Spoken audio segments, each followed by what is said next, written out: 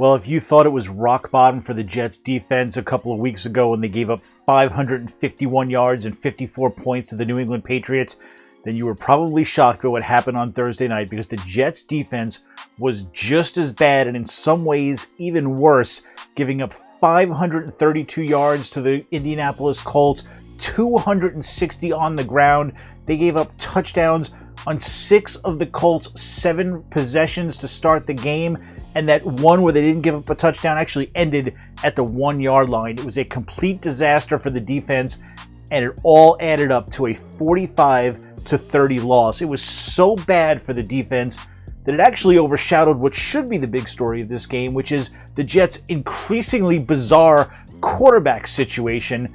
Mike White, Magic Mike White from just 4 days ago, who had that dazzling first NFL start against the Bengals, he actually played well, but he got hurt in the first quarter, hurt his forearm, couldn't come back into the game, and then Josh Johnson had to take over. Josh Johnson, a veteran quarterback who has spent about 1 million years in the league, yet barely has played, who was brought in August, was running as the 4th stringer in training camp, was the 3rd stringer most of the season, and probably would have even been active for this game if Joe Flacco had arrived from his trade just a day or two earlier. Josh Johnson comes in and throws for 317 yards, 3 touchdowns, almost leads this incredible comeback. Obviously fell a pretty wide margin short, and that's all because of this defense, which is just atrocious.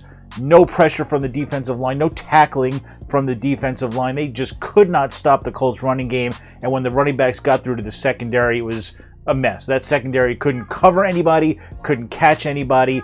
They had vowed after that New England game that it would never happen again to them.